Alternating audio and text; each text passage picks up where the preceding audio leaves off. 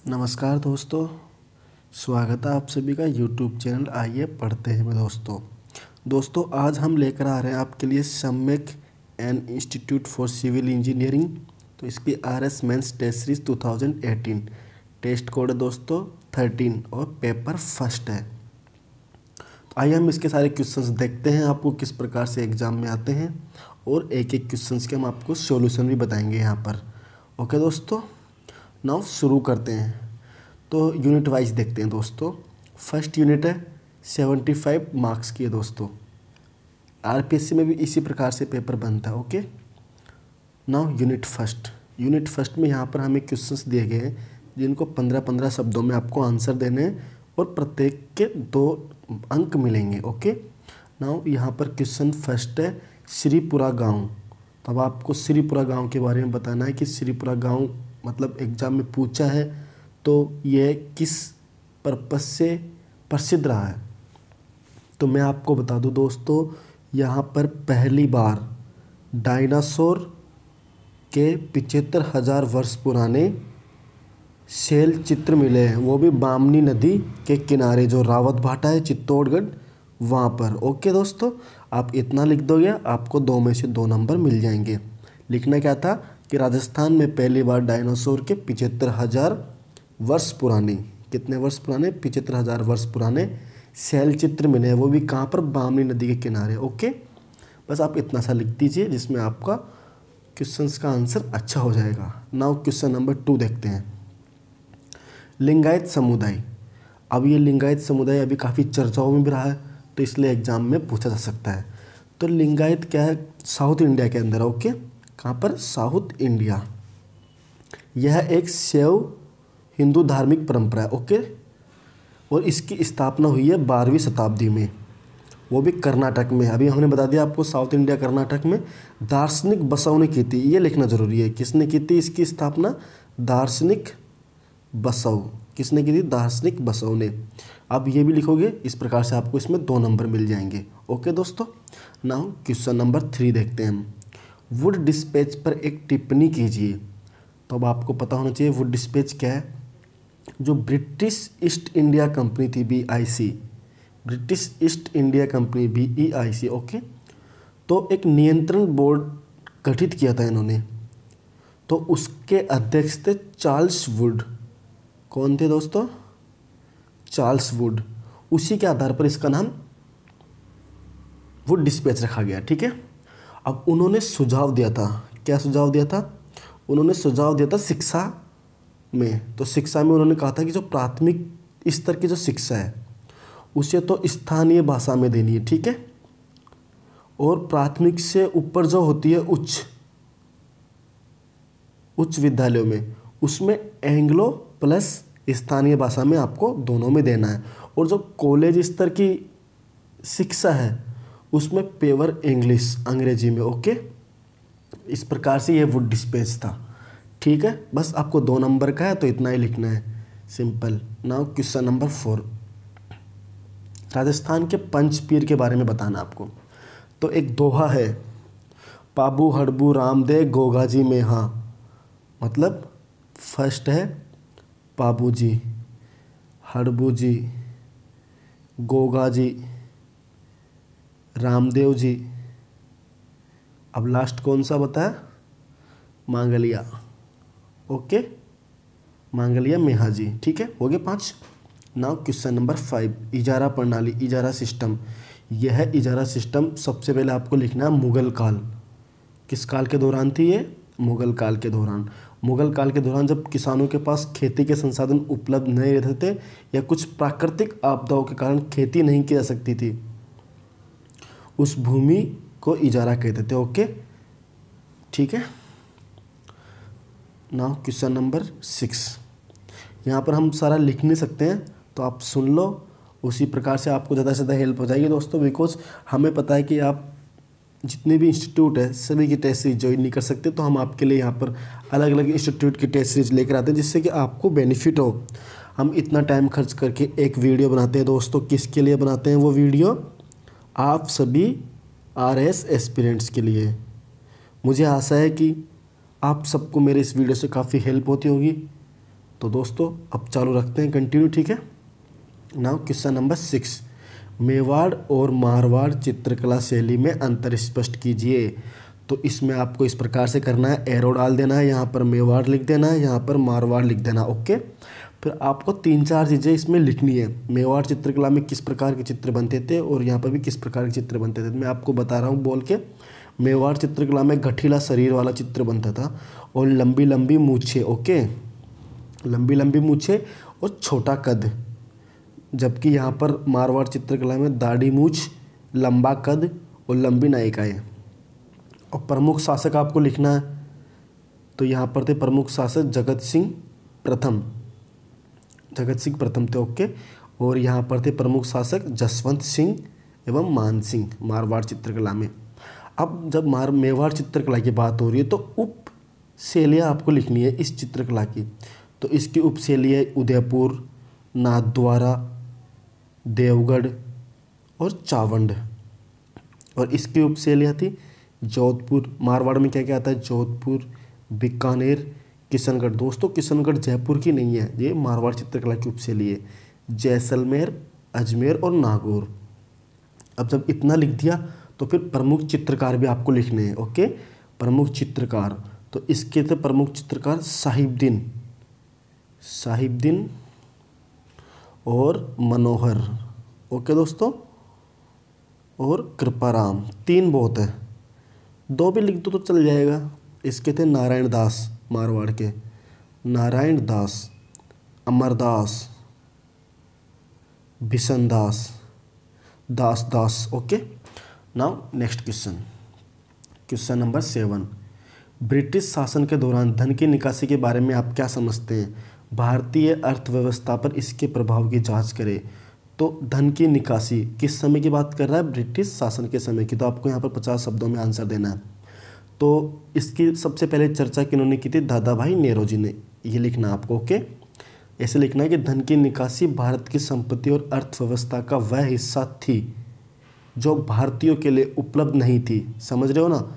1867 में दादा भाई नेहरू जी ने इसे आगे बढ़ाया और उन्होंने कहा कि ब्रिटेन पूरी तरह से भारत को लूट रहा है। बिल्कुल इसी शब्दों में कहा था उन्होंने कि ब्रिटेन पूरी तरह से भारत को क्या कर रहा है? लूट रहा है। तो उन्होंने इस सिद्धांत का उल्लेख अपनी एक पुस्तक में किया था, जो उनकी पुस्तक का नाम था poverty and un-British rule in India, okay. ये उनकी बुक थी। और इनकी बुक के अलावा इसमें जो दादा भाई Nehru ji, M.G. Ranade, R.C. Dutta, G.K. Gokhale, G.V. Joshi जैसे राष्ट्रवादी नेता ने बताया कि धन का एक बड़ा हिस्सा भारत में काम कर रहे ब्रिटिश नागरिक व सैन्य अधिकारियों के वेतन और पेंशन के रूप में ब्रिटेन में भेजा जा रहा है, ओके। इस रूप से भेजा जा रहा है। अब बात करते हैं, इतना कुछ लिखना है लेकिन शॉर्ट में लिखना, ओके। अब बात करते हैं प्रभाव। तो इस प्रकार से आप प्रभाव लिख देना और 2-3 प्रभाव बता देना कि परंपरागत अर्थव्यवस्था का विघटन हो गया, शिल्पियों और कारीगरों की बर्बादी हुई, किसानों की दरिद्रता हुई, ओके। आधुनिक उद्योगों का विकास हुआ, भाई आए इन्होंने पैसे कमाए तो आधुनिक उद्योगों का विकास हुआ, अकाल व गरीबी। बस इतना कुछ लिख देना, ठीक है। नाउ क्वेश्चन नंबर 8, INA परीक्षण ने राष्ट्रीय एकता के लिए एक मंच के रूप में कार्य किया, जहां से ब्रिटिश के लिए भारतीय जनता की राय अनदेखा करना असंभव था। स्पष्ट करो। तो INA के 3 बड़े नेता थे, ओके। तो उनको जेल से छुड़ाने के लिए चर्चा चल रही थी। तो 3 बहादुर अफसरों की सुनवाई का केस था INA। 5 नवंबर 1945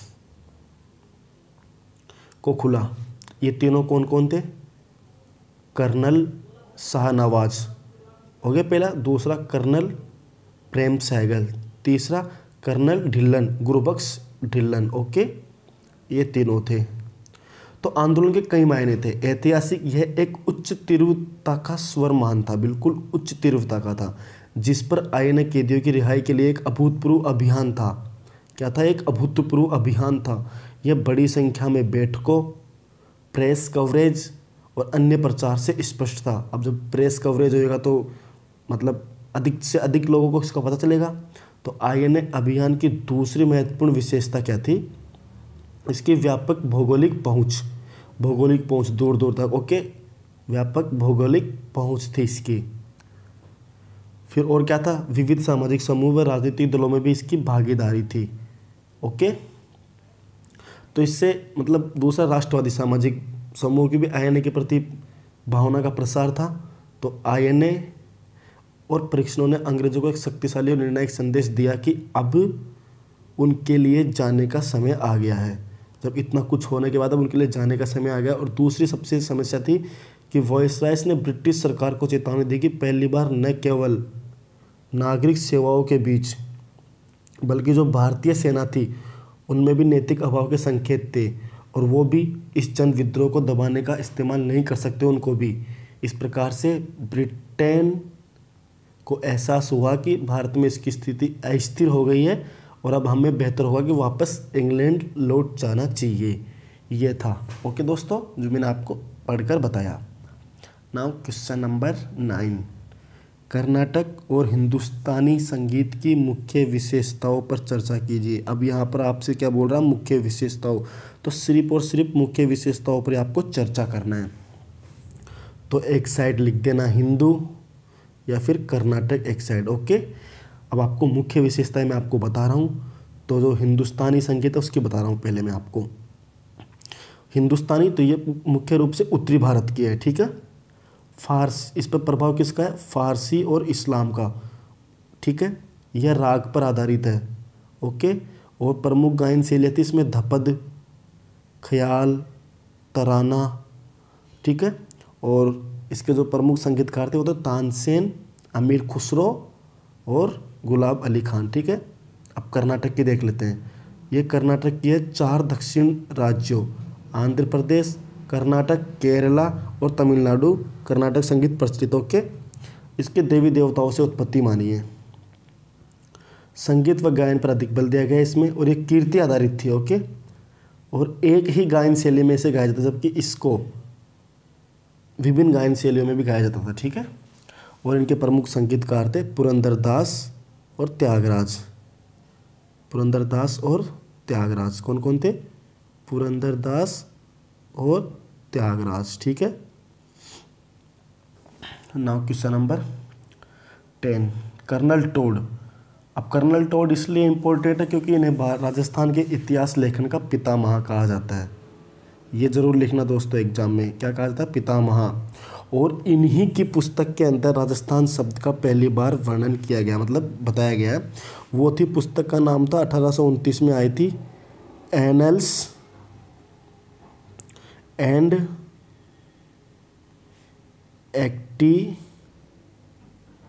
एक्टिविटीज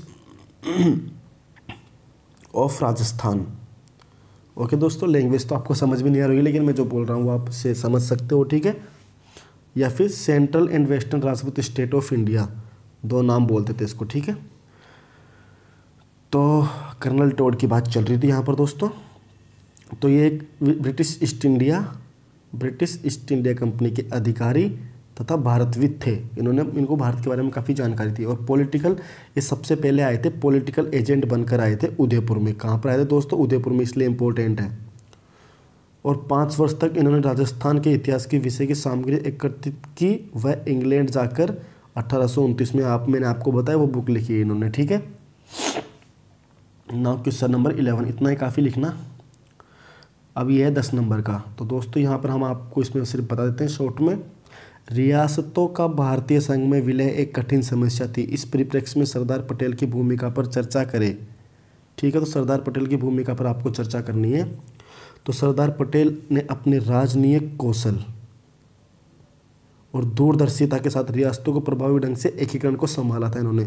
562 स्वतंत्र राज्यों को मिलाना मुश्किल और नाजुक समस्या थी। तो सरदार पटेल ने जुलाई 1947 में राज्य विभाग का प्रभार संभाला। उन्होंने रियासतों के एकीकरण का तत्काल और अनिवार्य आवश्यकता को महसूस किया।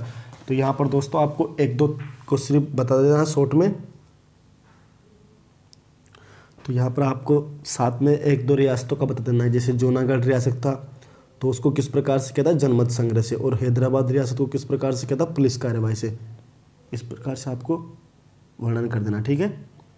नाउ क्वेश्चन नंबर 12 देखते हैं।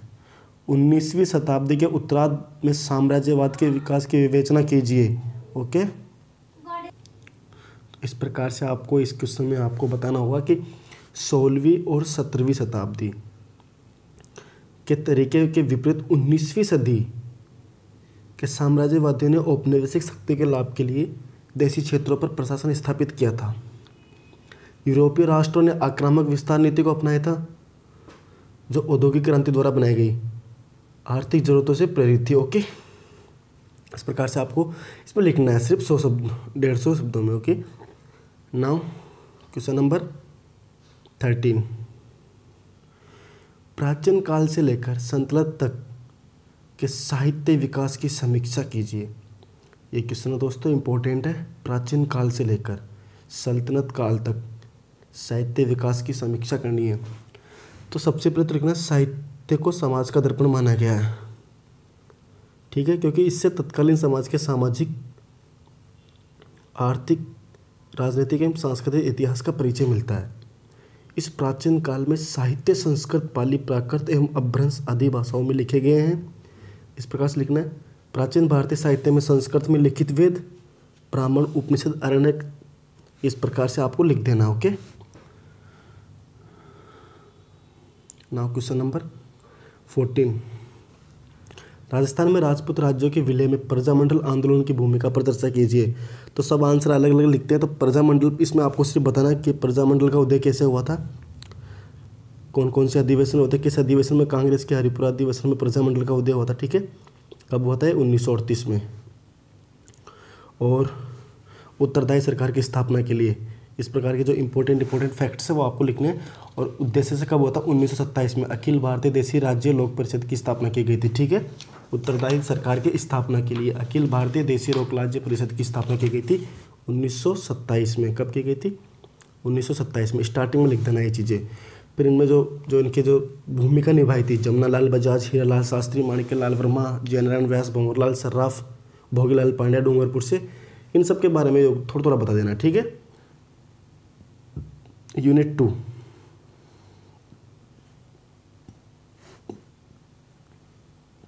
पंद्रह शब्दों में और 2 अंक का, ठीक है।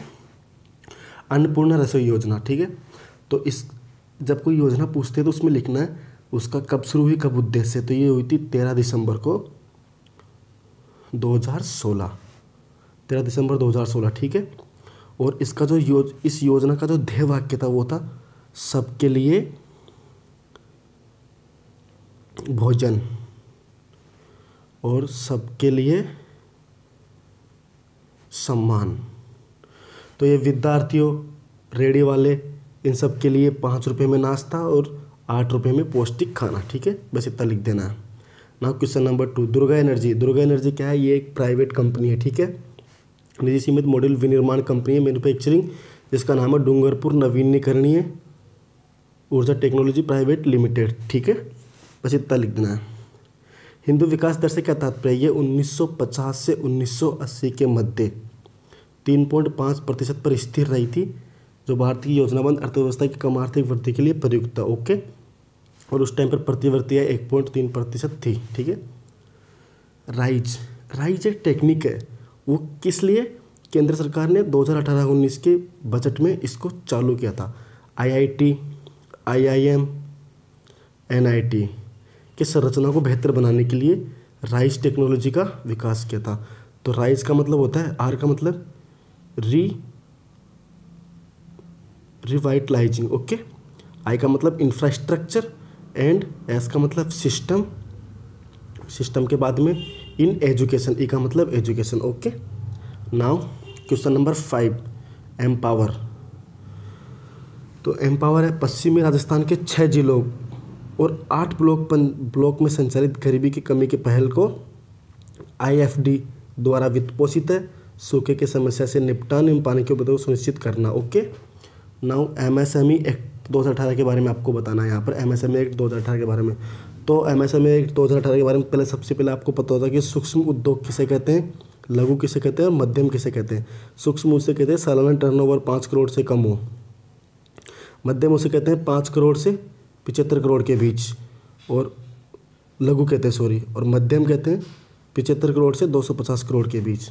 इस प्रकार से आपको लिख देना है। Okay, now question number 7, Rajasthan की राजकोषीय स्थिति पर टिप्पणी कीजिए। तो आपको राजकोषीय स्थिति में इकोनॉमिक सर्वे पढ़ा होगा आपने, तो उसमें राजकोषीय स्थिति आपको बताना राजकोषीय घाटा कितना क्या है 2018-19 का, और उसमें उदय रहित और उदय सहित क्या है क्या नहीं है। ठीक है, क्वेश्चन नंबर 8, पूंजी की लागत को परिभाषित करें और पूंजी की लागत को प्रभावित करने वाले कारक क्या क्या हैं। तो पूंजी की लागत एक विशिष्ट निवेश की अवसर लागत को संदर्भित करती है। यह वापसी की वह दर है जो समान धन को एक समान निवेश के साथ जोखिम में डालकर कमाई जा सकती है। ओके, इस प्रकार से थोड़ा सा लिख देना। और प्रभावित करने वाले कारक, तो कर की दरें, ब्याज दरों का स्तर, कैपिटल संरचना नीति, लाभांश नीति, निवेश नीति, वर्तमान आर्थिक स्थितियाँ, इस प्रकार से। ओके, क्वेश्चन नंबर 9, राजस्थान में लिंग अनुपात सुधारने के लिए राज्य सरकार द्वारा किन योजनाओं को लागू किया है? सिर्फ आपको नाम लिखना है। मुख्यमंत्री राष्ट्रीय योजना, सबसे पहले इसका लिख देना है। फिर बेटी बचाओ बेटी पढ़ाओ, फिर Rajasthan state girls child policy 2013। Okay, मुख्यमंत्री हमारी बेटी योजना है, बेटियाँ योजना। ठीक है, PCPNDT एक्ट। ओके, मुखबिर योजना, मुखबिर योजना, शिव शक्ति योजना, सहयोग उपहार योजना, और मुख्यमंत्री बालिका संबल योजना। इस प्रकार से लिख देना है। ठीक है, नाउ क्वेश्चन नंबर 10, कृषि ऋण माफी भारतीय अर्थव्यवस्था को कैसे प्रभावित करती है, जांच करें। तो नेगेटिव एंड पॉजिटिव। तो नेगेटिव ये मुद्रास्फीति को बढ़ाता है, समय पर ऋण वापस लौटाने वाले किसानों को धोखा महसूस होता है कि हमने क्यों जमा करा दिया ऋण। कई किसान ऋण छूट और ऋण पर डिफॉल्ट होने की उम्मीद करते हैं भले ही वे सक्षम हो। यह एक बुरी मिसाल रखता है क्योंकि चुनाव जीतने के लिए लोकप्रिय उपकरण माना जाता है। ये सार्वजनिक क्षेत्र के बैंकों पर भारी तनाव डालता है और वित्तीय घाटे में वृद्धि करता है। ठीक है, नाउ पॉजिटिव, किसान आत्महत्या घटनाओं में कमी होती है। जो किसान आत्महत्या करते हैं, संकट के मामले में विपत्ति के सम किसानों की वित्तीय सहायता और प्राकृतिक जोखिमों के खिलाफ बीमा के रूप में कार्य करता है। ठीक है, नाउ क्वेश्चन नंबर 11, बजटिंग क्या होता है। ठीक है, क्वेश्चन नंबर 11 देख रहे हैं हम यहाँ पर, बजटिंग क्या होता है। बजटिंग क्या होती है, विभिन्न प्रकार के बजटों की विवेचना कीजिए। ठीक है, तो इसमें बजटिंग के बारे में आपको लिख देना। बजट के प्रकार होते हैं बिक्री बजट, उत्पादन बजट, वित्तीय बजट, ओवरहेड्स बजट, कार्मिक बजट और मास्टर बजट, निश्चित बजट, लचीला बजट और कैश बजट। इस प्रकार के बजट होते हैं। तो ये काफ़ी बड़ा क्वेश्चन था। ठीक है, क्वेश्चन नंबर 12, सरकार की आर्थिक नीति के उपकरणों के रूप में राजकोषीय मौद्रिक नीति एक दूसरे की पूरक होती है। इस कथन को समझाइए। ठीक है, अब आपसे बोल रहा है कि सरकार की आर्थिक नीति के उपकरणों में राजकोषीय नीति और मौद्रिक नीति एक दूसरे के पूरक होती है। कि हाँ भाई, राजकोषीय नीति, मौद्रिक नीति जो RBI जारी करती है, ये एक दूसरे की पूरक होती है। तो एक देश की अर्थव्यवस्था 2 प्रकार के आर्थिक उपायों राजकोषीय और मौद्रिक द्वारा नियंत्रित होती है। ठीक है, हालांकि राजकोषीय नीति को सरकार द्वारा अपने खर्चे एवं राजस्व संग्रह के विनिमय के साथ तैयार को किया जाता है। मौद्रिक नीति देश के केंद्रीय बैंक, जैसे हमने बताया अभी, RBI। इस प्रकार से आपको लिख देना। नाउ क्वेश्चन नंबर 13, वैश्वीकरण के पश्चात संरक्षणवाद एक नई प्रवृत्ति के रूप में उभर रहा है। टिप्पणी कीजिए। तो दुनिया भर में वैश्विक आर्थिक एकीकरण ने जीवन स्तर को बढ़ाया और लाखों लोगों को, गरीबों को हटाया। तो आपको इसमें बड़ा क्वेश्चन है 10 नंबर का, तो आपको थोड़ा अच्छे से डिटेल से पढ़ के आपको एक क्वेश्चन है, क्वेश्चन को लिख लीजिए आप और खुद सोल्व कीजिए। ठीक है दोस्तों, जिससे आपकी प्रैक्टिस अच्छे से होगी। मैं आपको बता दूंगा, परंतु फिर भी आप एक बार खुद इसको सोल्व करने की कोशिश कीजिए। ठीक है, नाउ यूनिट 3, दोहरे तुलन पत्र की समस्या क्या है, ट्विन बैलेंस शीट। तो ये ट्विन बैलेंस शीट जो शीट मुद्दा है, भारतीय कंपनी और बैंकों के समग्र बैलेंस शीट को संदर्भित करती है। ठीक है, और उधारदाताओं और उधारकर्ता दोनों में तनाव में है। विक्रयण और विपणन में क्या अंतर है, क्वेश्चन नंबर 2। विक्रयण बेचना अवधारणा एक व्यावसायिक अवधारणा है जो बताती है कि यदि उपभोक्ता व्यवसाय पर ध्यान नहीं दिया तो संगठन के उत्पाद की पर्याप्त बिक्री नहीं होगी। ये तो हो गया विक्रयण।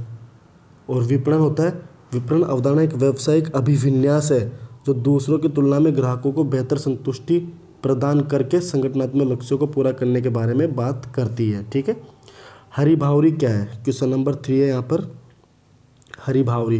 तो दोस्तों हरिभावरी है गरासिया जनजाति में सामूहिक कृषि। सामूहिक कृषि। सिनेटिक्स से आप क्या समझते हैं? तो सिनेटिक्स से आप क्या समझते हैं?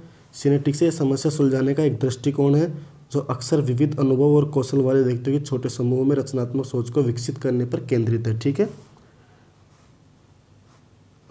SDR IMF द्वारा 1969 में पेपर लेकर आते हैं, paper 2 RS mains test series के हिसाब से सम्यक से। तो thanks for watching this video दोस्तों। आई होप आपको अगर हमारा ये वीडियो अच्छा लगा है तो इसे दोस्तों लाइक कीजिए, शेयर कीजिए, कमेंट कीजिए और हमारे यूट्यूब चैनल को सब्सक्राइब करना ना भूलिए। तो thanks for watching this video. मिलते हैं नेक्स्ट वीडियो में।